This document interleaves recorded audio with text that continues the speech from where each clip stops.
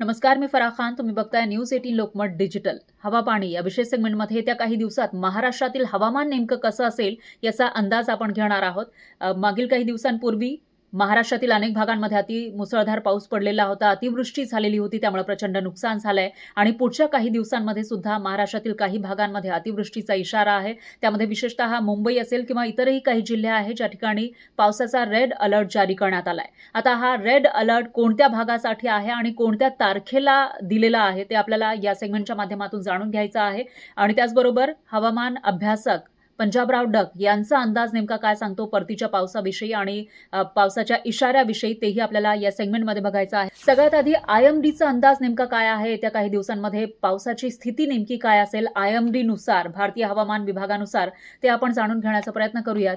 तर आयएमडीच्या अंदाजानुसार पुढच्या काही दिवसात म्हणजे कोकण आणि गोवा हे जे रिजन आहे, कोकण आणि गोव्याचा जो भाग आहे त्यामध्ये 27 तारखेला व्हेरी हेवी रेन म्हणजेच अति मुसळधार पावसाचा इशारा आहे. त्याचबरोबर वादळी वारे सुटू शकतात असा अंदाज वर्तवण्यात आला आहे. 28 तारखेला एक्स्ट्रीमली हेवी रेन म्हणजे अति मुसळधार पावसाचा अंदाज आहे. त्याचबरोबर वादळी वारे सुटू शकतात असा अंदाज आहे. कोकण आणि गोवा रिजन म्हणजेच कोकण किनारपट्टीचा हा जो भाग आहे आणि मुंबईचा जो भाग आहे त्या ठिकाणी, मुंबईचा आजूबाजूचा जो एरिया आहे त्या ठिकाणी मोठ्या प्रमाणामध्ये पाऊस पडण्याची शक्यता आहे. 28 तारखेला म्हणजेच रविवारसाठी हा इशारा देण्यात आलाय. 29 तारखेला सुद्धा व्हेरी हेवी रेन म्हणजेच अतिमुसळधार पाऊस या भागामध्ये पडण्याची शक्यता आहे.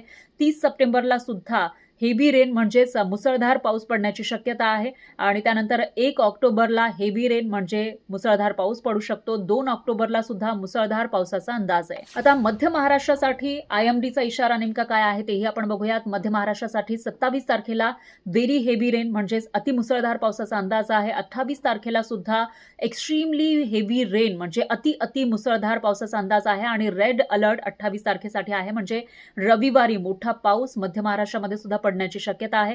29 तारखेला म्हणजे सोमवारी व्हेरी हेवी रेन म्हणजेच अतिमुसळधार पावसाची शक्यता आहे मध्य महाराष्ट्रामध्ये. 30 सप्टेंबरला हेवी रेन म्हणजे मुसळधार पावसाचा अंदाज आहे. 1 ऑक्टोबर आणि 2 ऑक्टोबरला सुद्धा मध्य महाराष्ट्रामध्ये मुसळधार पावसाची शक्यता आहे. आता मराठवाड्यासाठी आयएमडीचा अंदाज काय आहे तेही आपण बघूया. 27 तारखेला व्हेरी हेवी रेन म्हणजे अतिमुसळधार पावसाची शक्यता आहे. 28 तारखेला सुद्धा अतिमुसळधार पावसाची शक्यता आहे मराठवाड्यामध्ये 28 सप्टेंबरला. त्यानंतर 29 सप्टेंबरला व्हेरी हेवी रेन म्हणजेच मुसळधार पाऊस या ठिकाणी पडू शकतो. अतिमुसळधार पावसाचा अंदाज आहे. आणि त्यानंतर 30 सप्टेंबरला किंवा 1 ऑक्टोबर 2 ऑक्टोबरला मराठवाड्यासाठी कोणत्याही प्रकारचं वॉर्निंग आयएमडीनं दिलेलं नाही. आता विदर्भासाठीचा अंदाज नेमका काय आहे तेही आपण बघूयात. विदर्भामध्ये 27 सप्टेंबरला व्हेरी हेवी रेन म्हणजे अतिमुसळधार पावसाचा अंदाज आहे आयएमडी नुसार. आणि 28 तारखेला या ठिकाणी वादळी वारे सुटू शकतात. त्याचबरोबर विजांचा कडकडाट होऊ शकतो असा अंदाज आहे. 29 तारखेला सुद्धा वादळी वारे सुटण्याची शक्यता आहे, विजांचा कडकडाट. 30 सप्टेंबरलाही तशाच पद्धतीचा अंदाज आहे. 1 ऑक्टोबरला कोणत्याही प्रकारचं वॉर्निंग नाहीये म्हणजे इशारा नाहीये. पण 2 ऑक्टोबरला विदर्भाचा हा जो भाग आहे त्या ठिकाणी हेवी रेन म्हणजेच मुसळधार पावसाचा अंदाज आहे. आयएमडीचा अंदाज आपण बघितलेला आहे. यानंतर वेंटूस्काय नावाची एक वेबसाईट आहे. या वेबसाईटचा अंदाज नेमका काय आहे तेही आपण बघण्याचा प्रयत्न करूयात. नकाशाच्या माध्यमातून त्यांनी पुढच्या काही दिवसांमध्ये महाराष्ट्रातील स्थिती नेमकी कशी असेल ते दाखवण्याचा प्रयत्न केला आहे. वेंटूस्कायनुसार 27 तारखेला सकाळी 11:30ची ही स्थिती आपण बघतोय आणि याच्यामध्ये बऱ्याचशा ठिकाणी रेड अलर्ट म्हणजेच या ठिकाणी मोठा पाऊस, मुसळधार पाऊस पडण्याची शक्यता आपल्याला दिसून येते. त्यामध्ये हा जो किनारपट्टीचा भाग आहे त्या ठिकाणी मोठा पाऊस पडण्याचा अंदाज आहे. खंडाळा असेल किंवा रोहा इथं पाऊस पडण्याची शक्यता आहे. मुंबई, कल्याण, पालघर इथंही मोठा पाऊस पडण्याची शक्यता आहे. विशेषतः पालघरचा हा जो भाग आहे या ठिकाणी मोठ्या पावसाची शक्यता आहे. इगतपुरी असेल किंवा संगमनेर असेल, कळंब आहे, राहुरी या ठिकाणी पावसाची शक्यता आहे. अहिल्यानगरमध्ये पावसाची शक्यता आहे. पाथर्डी, पैठण, प्रवरा, संगम या ठिकाणी पावसाची शक्यता आहे. आणि याशिवाय कोपरगाव असेल किंवा नाशिकच्या काही भागामध्ये पावसाची शक्यता आहे. पण मालेगाव, धुळे, चाळीसगाव या ठिकाणी थोडाफार पाऊस पडू शकतो पण मोठ्या पावसाची शक्यता कमीच आहे. नंदुरबारमध्ये सुद्धा मोठ्या पावसाची शक्यता कमी आहे. शिरपूरमध्येही मोठ्या पावसाची शक्यता कमी आहे. चोपड्याच्या काही भागामध्ये पाऊस पडू शकतो. जळगावच्याही बऱ्याचशा भागामध्ये पाऊस पडू शकतो. धुळ्यामध्ये पावसाची शक्यता उद्या सकाळच्या सुमारास कमी आहे.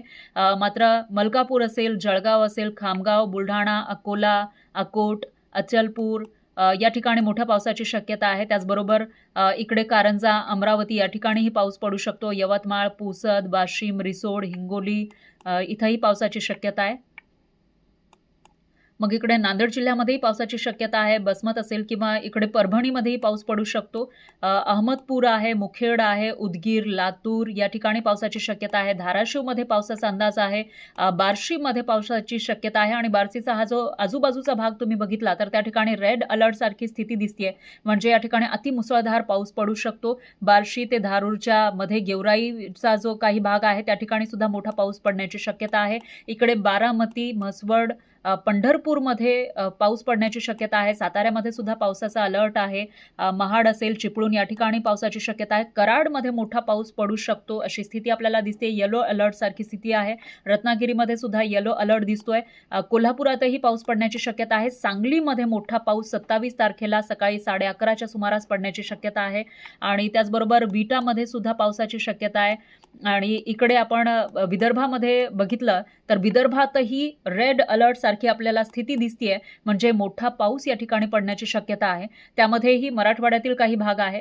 किनवटमध्ये मोठा पाऊस पडू शकतो आणि त्याचबरोबर इकडे पुसदमध्येही मोठा पाऊस पडण्याची शक्यता आहे. यवतमाळमध्ये तर आहेच. आणि आता आपण वर्धा, नागपूरचा हा भाग बघितला तर इथेही पावसाची शक्यता आहे.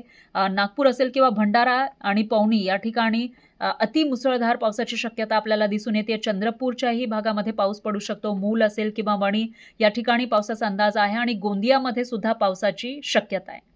आता संध्याकाळी 5:30च्या सुमारास आपण बघितलं तर संध्याकाळी 5:30च्या सुमारास काही भाग बघायला तर संपूर्ण महाराष्ट्रामध्ये पावसाची शक्यता आहे आणि त्यामध्येही हा जो किनारपट्टीचा भाग आहे रत्नागिरीमध्ये मोठा पाऊस पडू शकतो. म्हणजे अतिमुसळधार पावसाची शक्यता आहे आणि त्यामध्ये सोलापूर, लातूर, नांदेड या ठिकाणी मोठ्या पावसाची शक्यता आहे. पुसद असेल किंवा अमरावती, अकोला, बऱ्हाणपूर या ठिकाणीही मोठ्या पावसाची शक्यता आहे. मुसळधार पावसाची शक्यता आहे. जळगावमध्ये सुद्धा आणि विजांचा कडकडाटासह पाऊस पडण्याची शक्यता या ठिकाणी आपल्याला दिसते. नागपूर, गोंदिया असेल किंवा इकडे चंद्रपूरचा हा जो भाग आहे, पुसद आहे, इथं सुद्धा मोठ्या प्रमाणामध्ये पाऊस पडण्याची शक्यता आहे. याचाच अर्थ उद्या संध्याकाळच्या सुमारास विदर्भ असेल किंवा मराठवाडा असेल, मध्य महाराष्ट्र या ठिकाणी मोठ्या प्रमाणामध्ये पाऊस पडण्याची शक्यता आहे. पश्चिम महाराष्ट्र आणि कोकण किनारपट्टीमध्ये सुद्धा मोठ्या पावसाचा अंदाज आपल्याला दिसतोय. आता संध्याकाळी 8:30च्या सुमारास आपण बघितलं तर कुठे कुठे रेड अलर्ट सारखी स्थिती आहे ते आपण बघूयात. वर्ध्यामध्ये रेड अलर्ट आहे. नागपूर असेल किंवा जळगाव, जळगाव या ठिकाणी आपल्याला दिसते रेड अलर्ट सारखी स्थिती आणि तिकडे मध्य प्रदेशच्या काही भागामध्ये सुद्धा रेड अलर्ट आहे. तर इकडे लातूरचा हा जो आजूबाजूचा परिसर आहे, नांदेडचा, या ठिकाणी सुद्धा आपल्याला तशी स्थिती दिसून येते. मुखेड असेल किंवा उदगीर या ठिकाणी मोठा पाऊस पडण्याची शक्यता आहे. अहमदपूर, परभणी, नांदेड, बसमत या ठिकाणी मोठा पाऊस पडण्याची शक्यता आहे.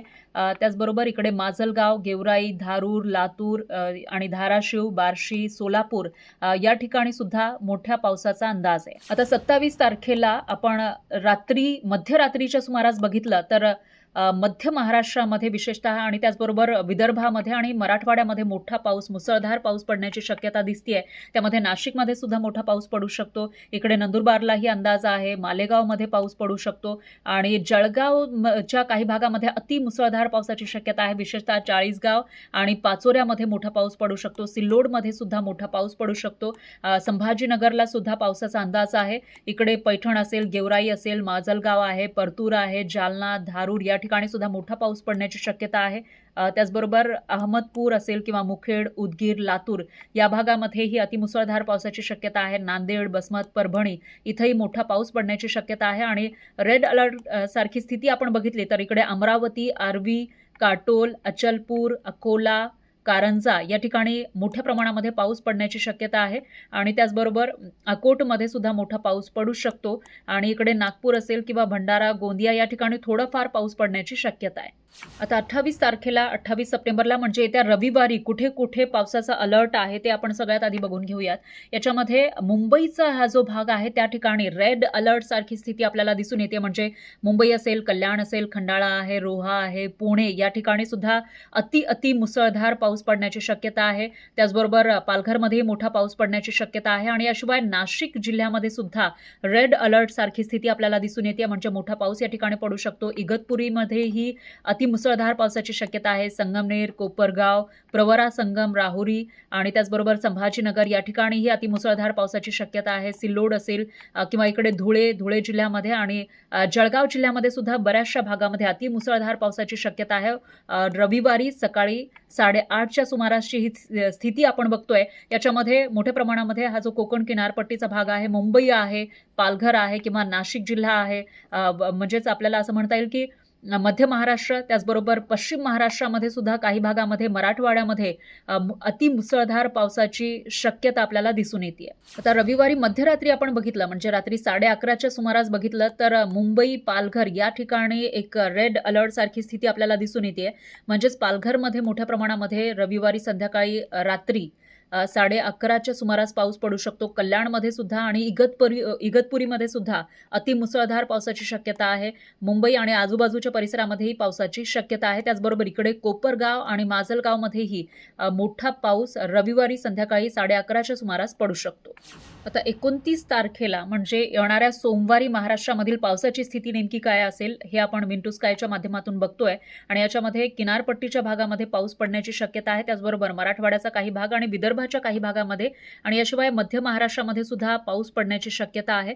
यामध्ये विशेषतः मुंबईच्या आजूबाजूच्या परिसरामध्ये पावसाची शक्यता आहे. इगतपुरी आणि नाशिक जिल्ह्याच्या काही भागामध्ये पाऊस पडू शकतो. इकडे नंदुरबारमध्येही पावसाची शक्यता आहे. मालेगाव असेल किंवा चाळीसगाव आहे, कोपरगाव आहे, संभाजीनगर, प्रवरा, संगम, पैठण, जालना, परतूर या ठिकाणी, त्याचबरोबर जिंतूर, परभणी, माजलगाव आणि धारूर असेल किंवा हिंगोली आहे, रिसोड आहे, बसमत आहे, नांदेड जिल्ह्याचा काही भाग आहे, पुसद आहे, वाशिम जिल्हा आहे आणि याशिवाय अमरावती जिल्ह्याचा बराचसा भाग, अकोला जिल्ह्यामध्ये सुद्धा सोमवारी सकाळी 8:30च्या सुमारास पाऊस पडण्याची शक्यता आहे. आता 29 तारखेला म्हणजे सोमवारी संध्याकाळच्या सुमारास नेमकी काय स्थिती असेल तेही आपण या ठिकाणी बघण्याचा प्रयत्न करतोय आणि सोमवारी संध्याकाळी 5:30च्या सुमारास इकडे किनारपट्टीच्या भागामध्ये पाऊस पडण्याची शक्यता आहे. मुंबई, कल्याण, पालघर या ठिकाणी पावसाचा अंदाज आहे आणि त्याचबरोबर नाशिकच्या काही भागांमध्ये, नाशिक जिल्ह्याच्या काही भागांमध्ये पाऊस पडू शकतो. इकडे नंदुरबारला सुद्धा पावसाचा अंदाज आहे. जळगाव, मालेगाव, अकोला असेल या ठिकाणी पावसाची शक्यता आहे. पुसदमध्येही पावसाची शक्यता आहे. अमरावती, वर्धा,